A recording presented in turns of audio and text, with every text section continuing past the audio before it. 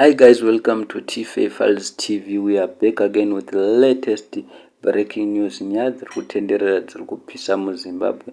Pane murume akachekwa zinu rake zvese nemabhora guys, zvese nemabhora ndinzwe yemushe.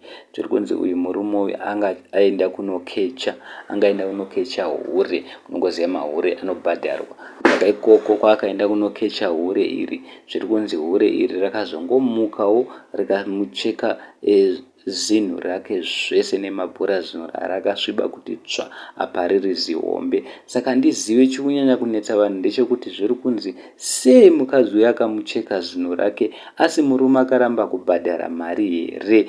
Ndozviri kunyanya kunetsa vanhu, kuti munhu haangangochekwe. Vamwe vanhu vadedzera kuti vanenge vaitodanana vanhu avavo saka airwadziwa, asi musakanganwa murume uyu zviri kunzi angagara nditoni mukadzi aine mhuri yake. Asi ndozvashamisa Zimbabwe yese kuti sei vakadzi muine mwoyo wakaipa kudaro. Varipo vamwe vakadzi vanga vachitofara vachidedzera kuti ya tinovaudza varume kuti chihure hachina kunaka. Saka munhu uyu aicheka zino remurume uyu aita basa zvese acheka nemabhora. Asi varipo vamwe vanhu, handizivi kuti which one is which, asi varipo vandanzwa vanga vachiti munhu uyu paakachekwa zino rake nemabhora zviri kunzi sinoti kuti akachekwa nemabhora, zviri kunzi akangochekwa zino rake zipisi. Saka zviri kunzi munhu akaenda nezino rake kuchipatara akanorapa rakanamirwa. Saka handizive kuti which one is which. Vamwe vari kuti munhu uyu ari kuchipatara ari kurwara akatoendeswa, vamwe vari kuti zino iri akaenda naro.